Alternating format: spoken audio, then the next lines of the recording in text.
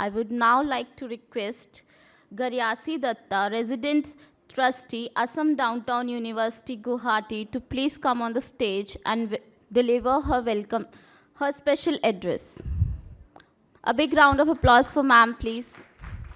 Good morning to all present here.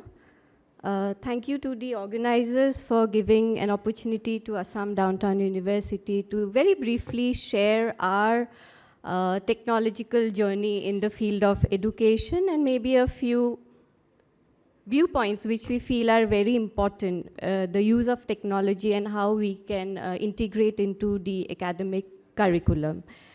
Before I begin, I'd like to ask a very basic question. When we were suddenly brought about with the active COVID pandemic period, how many of us really struggled with the technological challenges as we had to switch from the offline to the online mode as school educators and school leaders or educators? I struggled, I really struggled. Absolutely. And how many of us at certain times even took help from maybe our children at home or students at times? I can proudly say my 11-year-old was my guide as I tried to learn the Zoom platform, the Google Meet, Google Classroom, and I think she's still my teacher in the online platform. So all of us, we've struggled, we've stressed, and I think come out stronger in our own ways. And there's also a sense of realization that this introduction to technology from various aspects have opened up a world of possibilities for us. I mean, recently I completed a course that I was so excited about from the NIMHANS Digital Academy. I am a mental health professional by educational background, and I think it just brought me so much of joy because I cannot manage the time to actually go for a year and take up a course now, working full time. So yes, it's opened up a lot of possibilities for us as educators and also for our students. And with this adoption of latest technological innovations and reforms, the education system seems to be opening up for all spheres. And it's become relatively, I suppose, easy to monitor individual progress of the students, plan your lessons, and also impart the lessons in an engaging manner. So a question that still comes to mind is, why do we need technology for students in the classrooms? Well, I was just having a conversation with Mr. Gurung from Sikkim and I think Vice Principal Ma'am of NPS School during the networking tea, and we were talking about the balance that we need to have, use of technology and school students. Definitely, there's a balance. It's a very thin balance we have to maintain. So a lot of discussion we had a while back. But it would also be right to say that currently, children at the young age of 2 years, 3 years are also using technology, be it their smartphones, tabs. So if used in a judicious manner, can we balance that and bring it to the classroom? They are already familiar with these tools. So maybe use it to teach them. It may help them to grasp concepts in a better way, or it may keep them engaged for a certain duration of time. Similar way, technology, I think we already have a panel discussion later on the VR and the AI, etc.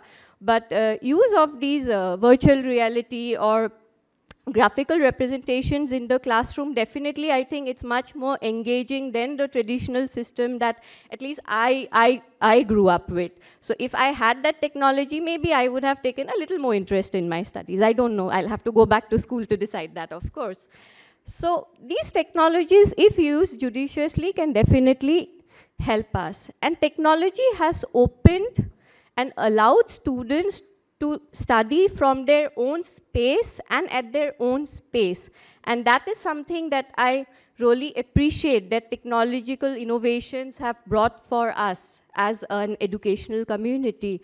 To give a very brief example, maybe a student of the UG or psychology program at the Assam Downtown University, along with their academic curriculum, their courses are also mapped to a few mental health courses with Coursera, for which we allow them the academic credit. And as they pass out from their UG or PG programs, they are maybe certified in emotional first aid or psychological first aid, and this will definitely help them when they go out into the industry to work. So what we've tried to do is making use of technology. We've mapped our academic curriculum, the UGC recommended syllabus, to a few of the courses that technology is allowing us. We have the AWS Educate course for the engineering programs, and IMA Biz Lab, NSC Academy for real-time stock curriculum updation for the management students. So in this way, we've tried to blend the curriculum, trying to give the best of both worlds to the extent we can. And this will also make the students industry ready. We are just a very young university, just stepping into our teens.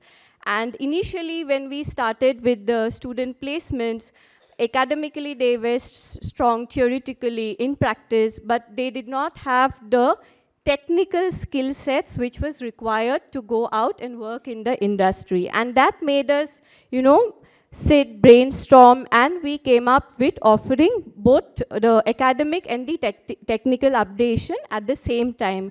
So the students were not wasting their time and completing both certifications at the same time. And as the Indian education system is becoming much more flexible and accessible, MOOCs have been introduced by the universities.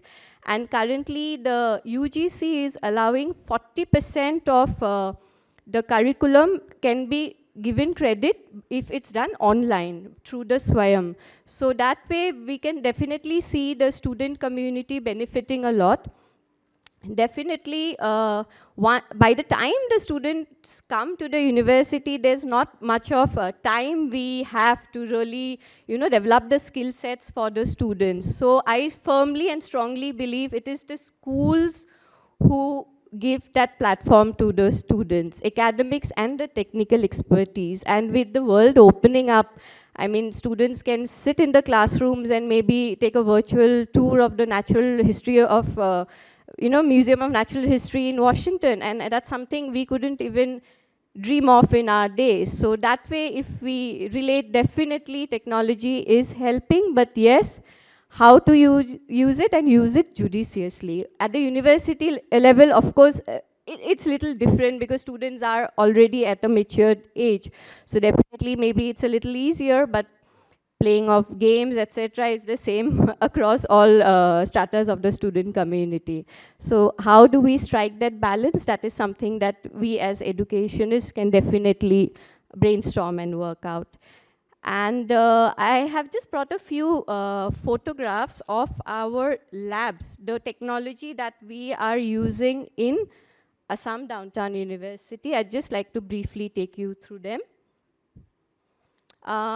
We started working on our in-house integrated ERP system in 2018-19, and we were still working it out. We wanted to shift to a paperless mode because we realized there was so much of paper being wasted at all levels of the university. And then as we were trying to do a soft run, the COVID pandemic took us to a lockdown, and that was the time when we were actually able to implement this ERP module in the true sense. Through this ERP module, our faculty members and students both access this module. They have their own login IDs. Reading materials, lectures, assignments, notes, everything can be uploaded from both ends. Our assessments are held through this ERP system. We have a repository of question banks. So the system generates its own question paper for the students. Students do not get the same question paper. So they sit in the IT lab, they log in for the exams. No two students sitting side by side will be getting the same question paper. So the whole concept of invigilation has changed. Yes, we do have physical invigilators, but that stress, I'm sure you do all agree, that stress has come down for us. And assessment is again graded through system, except for, of course, the descriptive answers, which are done manually by the faculty members, and the grading is again done by the system itself. So we have saved a lot of paper, lot of time, and our results are coming out at the end of every semester, which probably we would have to wait 2 semesters previously to actually declare the results. And students want, and of course need quick, responses nowadays. It's become very quick. Everyone wants a quick, faster response. So students can just download their e-mark sheets till they get their final hologrammed mark sheets. So we've definitely saved a lot of time, and this is something I really wanted to share, and we'd be very happy to share the knowledge if anyone is interested. We are also the first center of excellence in physiotherapy we've set up in the university. The reason why I'm sharing, we offer a lot of professional courses, more than the, it's a blend of professional and traditional courses. So when the students are going out for their clinical posting, we cannot really try out, we cannot go into a trial and error with the patients. That's something we cannot do. So we have labs set up in the university where students get a hands-on experience of what they will be actually doing in the clinical setting, be it in the hospital or dispensary or the primary center, wherever they are posted. So we have the GATE lab. This is very briefly, it's to detect any locomotor issues that individual may have, and appropriately the physiotherapy exercises are recommended by a trained physiotherapist. We have an EMG lab, that's for your nerve responses, and a lung monitor lab. And this is something I feel very proud about. We very recently launched, the first time in the Northeast, a center of excellence in medical simulation technology. This is very beneficial for our paramedical sciences and nursing students, where they go through real-time human body interactions through simulation labs. So before a student is posted in the ICU or operation theater or the accident emergency, they go through these simulation exercises in the university itself, and only once we feel they are competent enough, we start their clinical posting. At the university, we don't just study, we also eat, and we also have a lot of fun. This is a recent innovation we've developed, and a smoking machine by our mechanical engineering program, where we are able to smoke all kinds of meat currently. We are offering this facility to our in-house faculty members and students, and it's become a big hit. We are going into production if we are already in the patent process for this. So this is something also, how technology is helping to keep our students academically engaged, and may I say also, be it food, entertainment, we are trying to use technology in all spheres of the university life.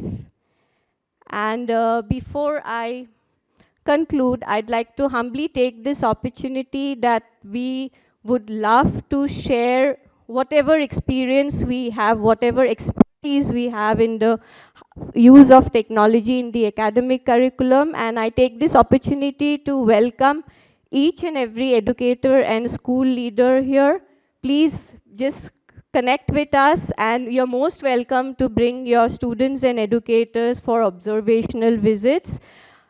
We feel only if we share, we will be able to grow together. So it's my humble request, please feel free to connect with us. We'd be very happy to share. Thank you. Thank you so much for the opportunity.